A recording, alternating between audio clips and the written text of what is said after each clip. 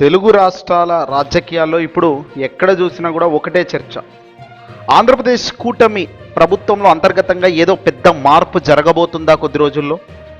గత కొద్ది రోజులుగా మారిన రాజకీయ సమీకరణలు, పవన్ కళ్యాణ్ వైఖరి, చంద్రబాబు వ్యూహాలు అసలు దేనికి సంకేతం? ఈరోజు ఈ మన ప్రత్యేక కథనం ద్వారా చూద్దాం. ఆంధ్రప్రదేశ్ 2024 ఎన్నికల తర్వాత ఇప్పటి వరకు జరుగుతున్న పరిణామాలన్నీ గనక ఒకసారి గమనిస్తే, జనసేన పార్టీ అధినేత power star Pawan Kalyan deputy CM హోదాలో రాజకీయ ప్రయాణం ఒక విచిత్రమైన మలుపు తిరిగినట్లుగా కనబడుతుంది.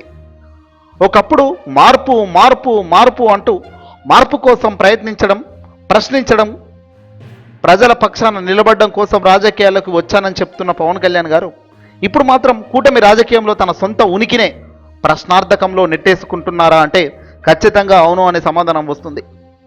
పవన్ కళ్యాణ్ ముందు ఇప్పుడు రెండు దారులు స్పష్టంగా కనబడుతున్నాయి. ఒకటి, కూటమి నుంచి బయటకు వచ్చి చంద్రబాబుకు ఒక షాక్ ఇస్తూ సొంత సిద్ధాంతాలను పక్కన పెట్టి రాజీ పడలేక రాజకీయాలకే గుడ్ బై చెప్పడం. ఈ రెండు సిద్ధాంతాలు అసలు ఆయన పరిస్థితి ఎలా ఉందో ఇప్పుడు అద్దం పడుతుంది. అసలు ఈ పరిస్థితి ఆయనకు ఎందుకు వచ్చింది, క్షేత్రస్థాయిలో ఏం జరుగుతుందో ఇప్పుడు వివరంగా చూసే ప్రయత్నం చేద్దాం. 2024 ఎన్నికలకు ముందు ఆంధ్రప్రదేశ్ రాజకీయాల్లో వాతావరణం చాలా వేడిగా ఉండేది. అప్పటి అధికార పార్టీని దించడమే లక్ష్యంగా పెట్టుకున్న పవన్ కళ్యాణ్, చంద్రబాబు నాయుడు గారు ఏదైనా కానీ జగన్ అయితే మళ్ళీ సీఎం కాకూడదు అనేది వాళ్ళ ప్రధాన ఎజెండా. ప్రభుత్వ వ్యతిరేక ఓటు చీలకూడదు అనే ఒకే ఒక్క ప్రాథమిక సూత్రంతో టీడీపీ, జనసేన, బీజేపీ ముగ్గురు కూడా కూటమిగా ఏర్పడడం జరిగింది. గెలిచారు, గెలుపొందారు. కానీ ఆ తర్వాత ఏమిటి? ఓట్ల వికేంద్రీకరణను అడ్డుకొని కూటమి భారీగా గెలుపైతే దక్కించుకోవడం జరిగింది. కానీ ఇక్కడ రాజకీయాల్లో గెలవడం మాత్రమే అంతిమ లక్ష్యమా? అస్సలు కాదు. గెలిచామా, ఆ తర్వాత ప్రజలకిచ్చిన హామీల పరిస్థితి ముఖ్యమే, ఆ తర్వాత పార్టీ సిద్ధాంతాలు ముఖ్యమే. మరి ఇక్కడే కూటమి ఫెయిల్ అయిపోయింది. పార్టీ అధికారంలోకి వచ్చింది కానీ గెలిచిన తర్వాత ప్రజలకిచ్చిన ప్రతి హామీలను, తమ పార్టీ మూల సిద్ధాంతాలను నెరవేర్చడంలో మొత్తం కూడా కూటమి విజయం సాధించకపోవడం ఇక్కడ ముఖ్యమైన ఉద్దేశం. సొంత బలంపై కూడా నమ్మకం లేకుండా పోవడం. జనసేన పార్టీ అధినేత పవర్ స్టార్ పవన్ కళ్యాణ్ చంద్రబాబును పట్టుకొని ఎలాగో అలా డిప్యూటీ సీఎం దాకా ఈదాడు. నీళ్లలో పడ్డ చేప ఈదుతూ వచ్చినట్టుగా పవన్ కళ్యాణ్ తన రాజకీయ జీవితాన్ని ముందుకు తీసుకొచ్చారు. పవన్ కళ్యాణ్ డిప్యూటీ సీఎం హోదా అంటూ, డిప్యూటీ సీఎం తాలూకా అంటూ రెచ్చిపోతూ అభిమానులు సందడి చేసుకుంటూ పోయారు. కానీ ఆ సందడి ఎల్లకాలం లేదు.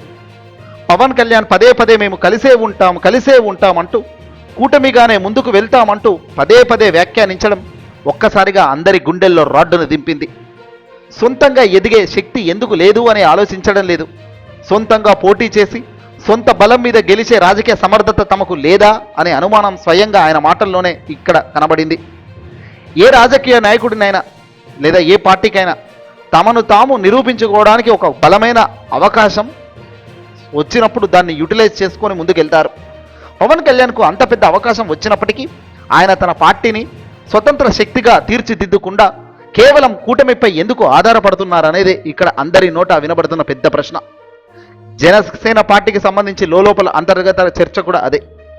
జనసేన పార్టీకి ఉన్న అత్యంత పెద్ద బలం పవన్ కళ్యాణ్ వెనుక ఉన్న యువత, అభిమానులు, ఆవేశం మరియు నిజాయితీతో కలిగిన మద్దతు. ఆయన ఒక మాట అంటే ప్రాణాలు ఇచ్చేంత అభిమానం ఉన్న సైన్యం కూడా ఆయనకు ఏర్పడింది. ఇది చాలామంది కంటే గొప్ప అవకాశం ఇది. కానీ దీన్ని సరైన దారిలో నడిపించడంలో మాత్రం పవన్ కళ్యాణ్ ఎప్పుడూ ఫెయిల్ అవుతూనే ఉన్నారు. రాజకీయంగా అభిమానుల్లో కూడా ఈ అసంతృప్తి పెరుగుతూనే పోతుంది. క్షేత్రస్థాయిలో పరిస్థితి ఏమిటి అంటే, పవన్ కళ్యాణ్ కేవలం కూటమి పరిమితులకి లోబడి పొత్తుల రాజకీయంలో సమన్వయం కోసం తన స్వరాన్ని తగ్గించుకోవడం, ఆయనను నమ్ముకున్న శ్రేణులను తీవ్రంగా నిరాశపరుస్తూ చేస్తున్న పని. తమ నాయకుడు వేదికలెక్కి మాస్ డైలాగులు చెప్పడం కాదు ముఖ్యం, సొంత నిర్ణయాలు తీసుకొని ఒక బలమైన రాజకీయ నాయకుడిగా ఎదగాలి, నిలబడాలి అనేది అభిమానులు కోరుకునే ఒక గొప్ప మార్పు. కానీ రోజు రోజుకు జనసేన స్వతంత్ర ఉనికిని తగ్గిపోవటం చూసి మన నాయకుడు ఇంకా ఎంతకాలం ఇతరుల నీడలో రాజకీయాలు చేస్తారు అని సొంత అభిమానులే నేడు ప్రశ్నించే పరిస్థితికి జనసేన పార్టీ క్యాడర్ వచ్చేసింది. ఇదే సమయంలో మాజీ ముఖ్యమంత్రి, వైఎస్ఆర్సీపీ పార్టీ అధినేత జగన్మోహన్ రెడ్డి గారి రాజకీయ వైఖరిని పరిశీలిస్తే ఒక స్పష్టమైన వ్యత్యాసం కనబడుతుంది. ఇక్కడ ఓడినా గెలిచినా ఒకే ఒక్క బాట. అధికారంలో ఉండొచ్చు, అధికారంలో లేకపోవచ్చు, కానీ ప్రజల ఎజెండా బాట ఒకటే. జగన్ అధికారంలో ఉన్నా, జగన్ ప్రతిపక్షంలో ఉన్నా ఆయన రాజకీయ శైలి అయితే ఎప్పుడూ మారదు. ఓటమి ఎదురైనా ఎన్ని సవాళ్లు వచ్చినా ఆయన ప్రజల మధ్యనే ఉంటూ తన రాజకీయ భావజాలాన్ని గట్టిగా చాటు చెప్పుకుంటూ పోరాటం చేస్తూ పోతున్నారు. ఇది కదా ఒక రాజకీయ నాయకుడికి ఉండాల్సిన సత్తా, ధైర్యం, దమ్ము అనేది ఆయన మనగడలోనే ఉంది. మాటపై నిలబడే తత్వం. ముఖ్యంగా రాజకీయ నాయకుడు అంటేనే మాట. ఏదైతే ప్రజల ముందు ఒక మాట హామీ ఇస్తున్నామంటే దానికి కట్టుబడి ఉండాల్సిందే. తల తెగైన పడాలా, లేదంటే ఆ మాట నెరవేరన్న తీరాలా అన్నట్టుగా ఉండాలా మాట.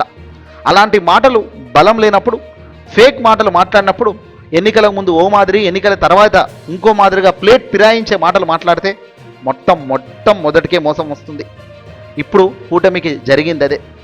సూపర్ 6 అన్నారు, సూపర్ 7 అన్నారు, ఎన్నికల హామీల వర్షం కురిపించారు.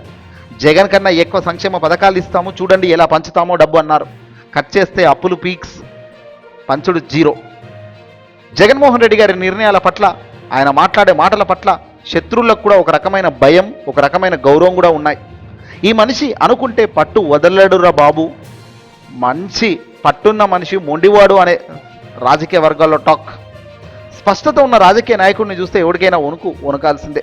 ఎందుకంటే ఒక లైన్ తీసుకుంటే లైన్కి ఎంత దూరమైనా పోయే రకం ఉండాలి రాజకీయాల్లో. అటు ఇటు కాకుండా సందర్భాన్ని బట్టి రంగులు మార్చుకుంటూ ఒకే విధానంతో నిలబడ్డమే జగన్ రాజకీయంలో ప్రధాన బలంగా మారింది. ఆ ధైర్యమే ఈరోజు ఆయన్ను ప్రతిపక్షంలో ఉన్నప్పటికీ, 11 సీట్లే వచ్చినప్పటికీ, అత్యంత దారుణంగా జగన్ ఓడిపోయాడు అని అనుకుంటున్నప్పటికీ బలంగా నిలబెడుతుంది. రాజకీయ శక్తిగా మాత్రం ఎదగగలుగుతూనే ఉంది. గడిచిన 6.5 ఏళ్లుగా పవన్ కళ్యాణ్ ఉపన్యాసాలు గమనిస్తే అనేక వేదికలపై ఆయన ఆవేశపూరిత వ్యాఖ్యలు చేస్తూ వచ్చారు. పవన్ కళ్యాణ్ పవర్ఫుల్ డైలాగులతో జనసేన నేతలను, నాయకులను ఊపేశారు ఒక రకంగా చెప్పాలంటే. కానీ ఆ మాటల్లో స్పష్టత ఉందా అంటే ప్రశ్నార్థకమే. మారుతున్న వ్యాఖ్యలు, ఒకరోజు ఒకలా మరో రోజు ఇంకోలా మాట్లాడడం వల్ల ఆయన మాటలకు ఉండాల్సిన బరువు తగ్గిపోతుందనే విమర్శలు స్పష్టంగా పవన్పై ఉన్నాయి. ఈరోజు సినిమా వేదిక లేదా రాజకీయ సభల్లో మాట్లాడితే తీవ్రత, అధికారంలో వచ్చాక పాలనాపరమైన నిర్ణయాల్లో కానీ తమ సిద్ధాంతాల్లో అమలు కానీ ఎందుకు కనిపించడం లేదు? రాజకీయం అంటే కేవలం ఉపన్యాసాలు ఇవ్వడమేనా? ప్రజల్లో నమ్మకం కలగాలంటే మాటల్లో స్పష్టత, చేతల్లో పట్టుదల ఉండాలి కదా. ఆ స్పష్టత లోపించడమే ఈరోజు పవన్ కళ్యాణ్కు రాజకీయంగా అటు ఇటు కాకుండా ఇబ్బందికరమైన పరిస్థితుల్లో నెట్టివేసింది. మొత్తానికి కూటమి రాజకీయం ఇలాగే కొనసాగితే జనసేన యొక్క మూల సిద్ధాంతమైన పవన్ కళ్యాణ్ వ్యక్తిగత ఇమేజ్ పూర్తిగా దెబ్బతినే ప్రమాదం పక్కాగా కనబడుతుందంటున్నారు రాజకీయ విశ్లేషకులు. ఈ కీలక తరుణంలో జనసేన ముందు 2 ప్రత్యామ్నాయ ఆప్షన్స్ కనబడుతున్నాయి. ఒకటి, సొంత బాట నడవడం. కూటమి పరిమితుల నుంచి చంద్రబాబు నాయుడు గారికి గుడ్ బై చెబుతూ బయటకు వచ్చి సొంత బలంతో, సిద్ధాంతాలతో ప్రజల్లోకి వెళ్ళడం. జగన్ మాదిరిగానే ఒంటరి పోరాటానికి స్థిరపడి ఓడినా గెలిచిన ఒక లైన్తో ముందుకెళ్లే తత్వం ఎంచుకుంటే ఫ్యూచర్లో ఏదో ఒక రోజు ప్రజలు గొప్ప అవకాశం ఇవ్వక తప్పని పరిస్థితి కూడా వచ్చే అవకాశాలు ఉన్నాయి. రాజకీయాల నుంచి లేదా తప్పుకోవడం, ఇది రెండో ఆప్షన్.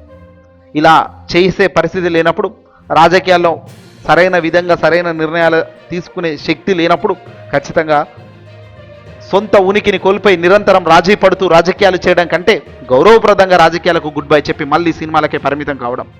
పవన్ కళ్యాణ్ ఏ దారి ఎంచుకుంటారు? చంద్రబాబుకు షాకిస్తూ బయటకు వచ్చేస్తారా? కూటమి నీడలో ఉంటూ ఇలాగే జన సైనికులను బందీ చేస్తారా?